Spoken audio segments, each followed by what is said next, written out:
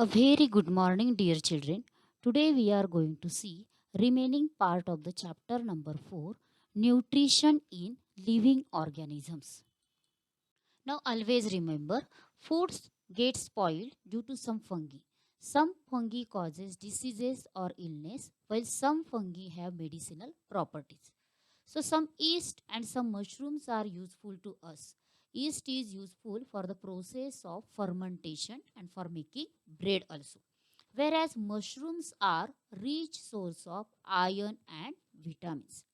Now let us see children what is this fermentation process. So this fermentation is a metabolic process. Metabolic means that process is chemical process and that process is going continuously inside our body to keep us alive or our organs can function properly due to this metabolic process. So such as breathing, repairing cells, digestive food, all these chemical processes contains this metabolic process. So fermentation is also this metabolic process in which organisms are converting carbohydrates. So carbohydrates, which carbohydrates such as starch or sugar into alcohol or an acid. Means in short, in the fermentation process, the substance is break down into simple soluble substances. Now let us see role of nutrients and effects of their deficiency on plants. So just like human beings or animals, these nutrients are essential to plants also. So here we are going to see nutrients, their function, and if there is a deficiency in our plant's body, then which deficiency will be there or which disease they can get. So nutrient is nitrogen. Function of this nutrient is important component of protein, chlorophyll and cytoplasm. So there are some deficiency diseases that is due to this nutrient. If this nutrient has not getting plant in sufficient quantity, then plant's growth will be stunted growth or retarded growth. And their leaves color will also change, that will become yellow color. Now second nutrient is phosphorus. So this phosphorus gives conversion of light energy into chemical energy in plants. So how this light energy? Because plants are taking this light, sunlight is taking and they are converting this light energy into chemical energy in the preparation of food. So which are the effects of this deficiency? So there is early leaf fall, late flowering, slow growth of roots also due to deficiency of phosphorus in plants. Now, potassium. This potassium is necessary for metabolic activity. So, which metabolic activities? Such as their excretion, okay, then preparation of food. These metabolic activities, these plants can do with the help of this potassium nutrient. Then, which are the effects of deficiency? Their plants will become, means their stem of the plants will become weak, or there is a wilting of leaves. Okay, means this leaves color will change. Then failure to produce carbohydrates means plants cannot prepare their own food and they will not prepare carbohydrates also. Now next nutrient is magnesium. So the function of this nutrient is for production of chlorophyll, and due to this deficiency there is slow or retarded growth, then yellowing of leaves due to this magnesium. Now next nutrient is iron. So for the production of chlorophyll, then deficiency is for yellowing of leaves if iron has not getting to plants in sufficient quantity. Now next nutrient is manganese. That is for production of main plant hormones, this manganese is essential. So which are the effects of deficiency? So due to this manganese, the growth of the plants will be slow, okay, or retarded growth, and these plants will get spotted leaves also. Okay. Now next nutrient is zinc. So function of this zinc nutrient is production of hormones and their intermediates. And which are the effects of deficiency? So due to this, it will get retarded growth, then yellowing of leaves also. So these are the nutrients, their functions, and due to this, there will be deficiency effects in plants. Now let us see children, nutrition in animals. So this concept refers to body's need for nutrients mode of ingesting food, and its use in the body. So let's recall some question answers. Which are the various nutrients in food? For what purpose are the nutrients used? So nutrients are compounds in foods essential to life and health, then providing us with energy, building blocks for repair and growth, and substances necessary for regulating chemical processes. So there are major six nutrients such as carbohydrates, lipids. Lipids means fats, proteins, vitamins, minerals, and water.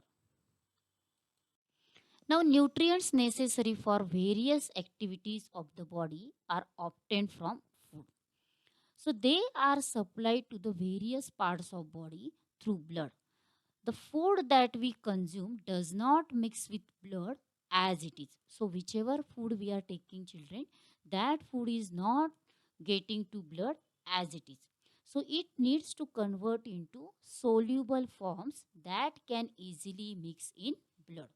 So it should be converted into small particles so that it will soluble in blood, and that can mix properly in the blood also.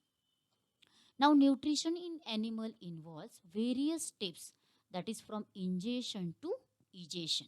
So, let us study all these steps. Now, steps in nutrition: ingestion. So, food is taken into the body with the help of this ingestion process. Now, second is digestion. Conversion of food into simple soluble forms, that process is called as digestion process. Then absorption, so transfer of this soluble food to the blood, such type of process is called as absorption. Now assimilation, utilization of this absorbed food means whatever food is taken by this utilization of food by cells and tissues for energy production, then for growth and for repairing of the body. Now next is egestion, removal of waste products and undigested food from the body, means which food we are taking after that digestion process, after absorption and assimilation, obviously from that food there is a formation of waste products.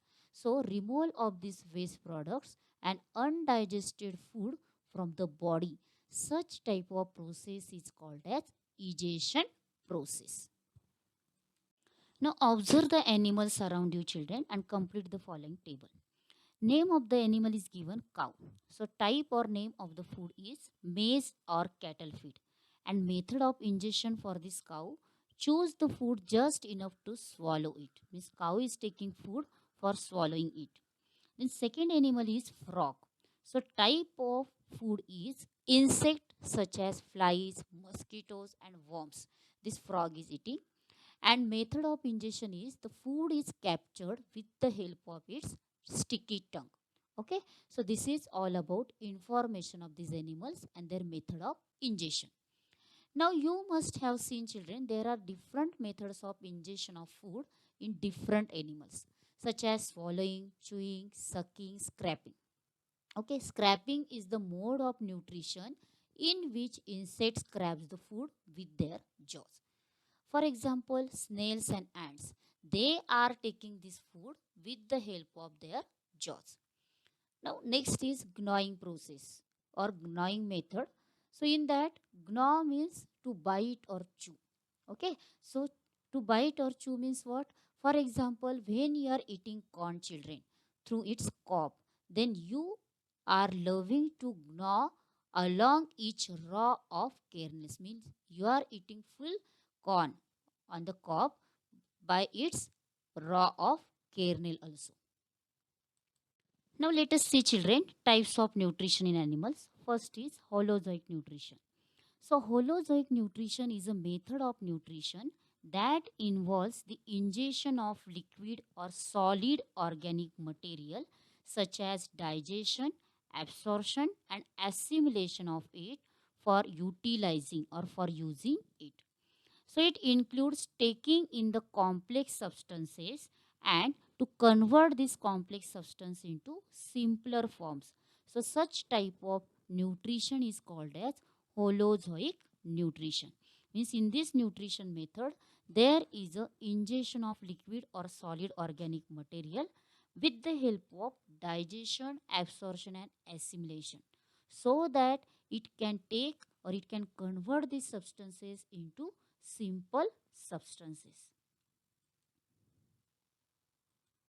Now, how does this ingestion occur in unicellular animals like amoeba? So, amoeba does not have organs like hands and mouth. So, it is a unicellular animal, means having only one cell. So, it can take in food through any part of the surface of its unicellular body. It surrounds the food particle from all sides to take it into the cell. After that, it digests the food with the help of different enzymes. Means this amoeba is digesting the food with the help of different enzymes. So undigested food is left behind as the amoeba moves further with the help of pseudopodia.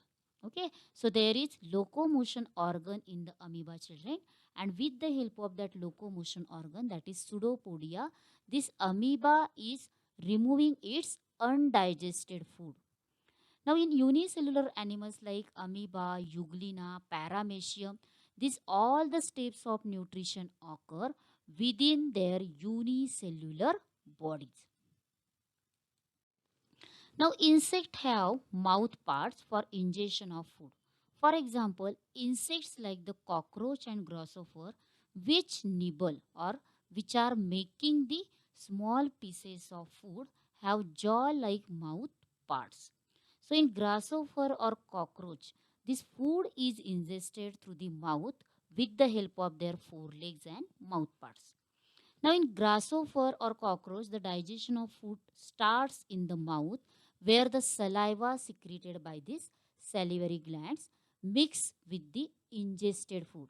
So, here there is a formation of saliva after taking this food in grasshopper as well as in cockroach, and they are mixing with in the ingested food. Means they are doing this saliva, or they are passing this saliva in the ingested food also. Now, in butterflies, they are sucking the food with the help of tube-like proboscis. So, there is one organ in the butterflies that is having structure tube-like, and such organ is called as children proboscis. Now, in mosquitoes and bedbugs, they are using a needle-like mouth part to pierce and a tube-like mouth part to suck blood or other fluid. So, they are also having one tube-like part, and they are sucking the blood or other fluid from this with the help of needle-like part. Now, observe and discuss, children. How will you classify the following animals according to their food type? So these following animals, when you will look this picture, children, you will understand that we can classify these animals according to their food habits, such as herbivorous, then carnivorous and omnivorous. Means some animals are taking only plants. So such animals are called as herbivorous. And some are taking these herbivorous animals. So these animals are called as carnivorous. Whereas some animals are eating as a food plants as well as animals. So such types of animals are called as carnivorous. Now let us classify, children, according to food habit of animals as herbivorous. So herbivorous use plants directly as their food. For example, grazing animals, granivorous and frugivorous. Okay, grazing animals means those who are eating this grass. Okay, and granivorous means those who are eating seed, and frugivorous means those animals those who are eating fruits. So that is called as frugivorous. So these herbivorous animals are eating these plants as a food. Now, according to food habit, there is second type of animal, that is carnivorous. So animals that depend on other animals for their food are called as carnivorous. So carnivores are indirectly dependent on plants for their food. Now examples of these animals are herbivorous. So these herbivorous are predators and animals that feed on insect, that is called as insectivorous. So in carnivorous, there are having these animals, those who are eating plants. So such as herbivorous animals are also coming, and these insectivorous animals are also coming because they are eating insects. Now third type of animal according to their food habit is omnivorous. So animals that obtain their food from both plants as well as animals are called as omnivorous. For example, monkey, chimpanzee, human, etc. These are all omnivorous. Now, some of the organisms around us perform the function of cleaning and conserving the environment by the very act of feeding themselves, and they are called as scavengers and decomposers. So there are some animals, those who are feeding or those who are eating both, that is plants as well as animals. Such animals are called as omnivorous, no doubt. But there are some scavengers and decomposers also, those who are doing this. Okay, so let us see what is the concept of these scavengers and decomposers. Now let us see children scavengers. So scavengers are the animals, those who are taking food from dead bodies of animals. For example, vulture, crow and hyena. Now next is decomposers. So decomposers are the some microbes which are obtaining their food by decomposing the dead bodies of organisms and other materials. So for example, fungi, bacteria, insects and worms. These are all the examples of these decomposers because these are all microorganisms and they are taking food from dead bodies of organisms or their materials. Now let us see children difference between scavengers and decomposers.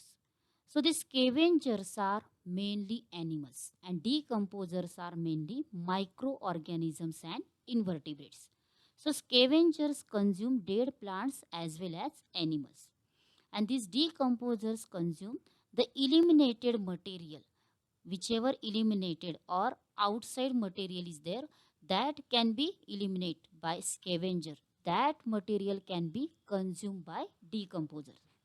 Now scavengers break down large organic material into small pieces and decomposers break down small pieces of organic material at the molecular level.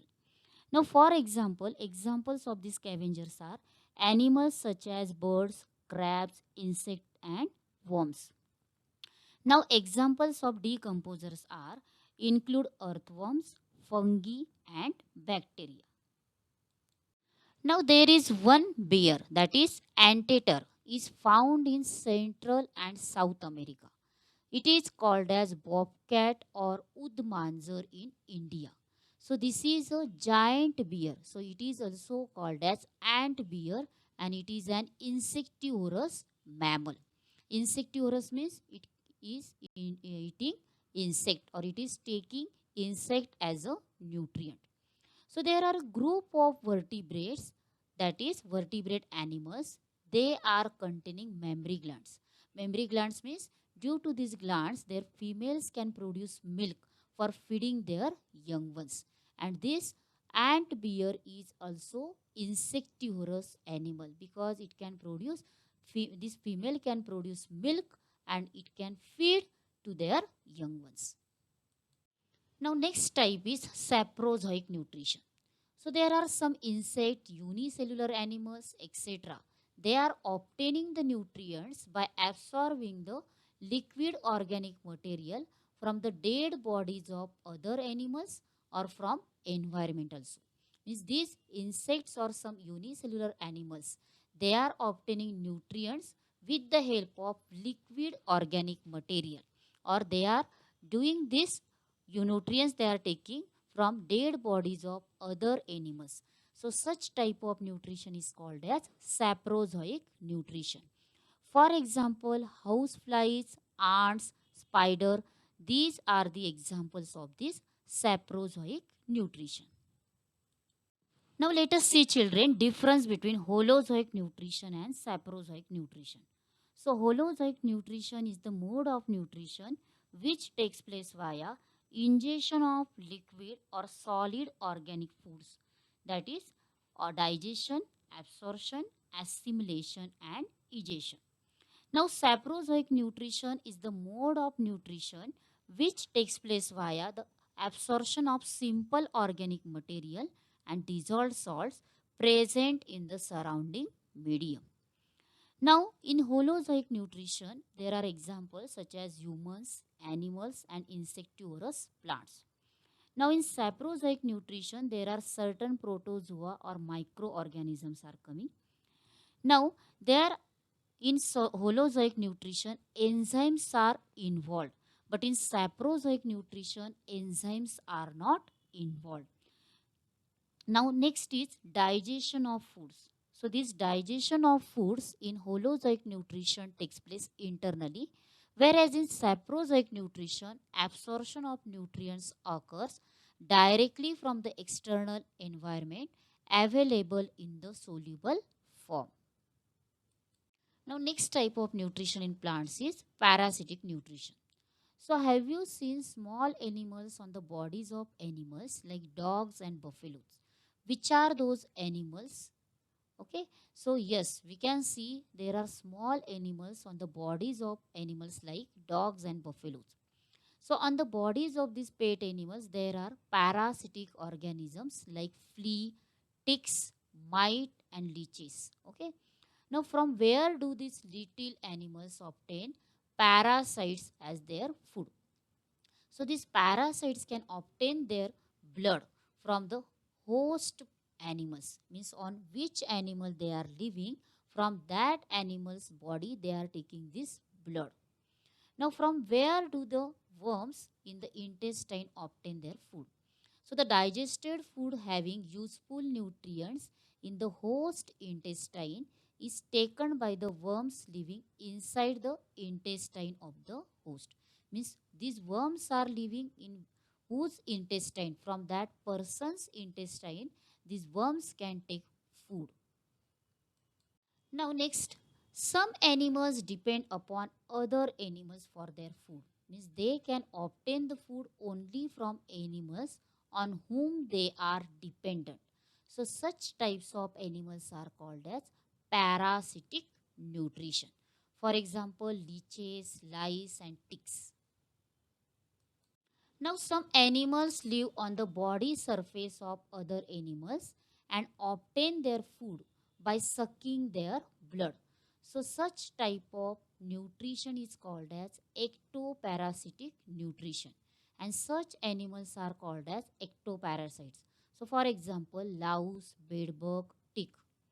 Now, animals like tapeworm and roundworms live inside the body of other animals and obtain their food.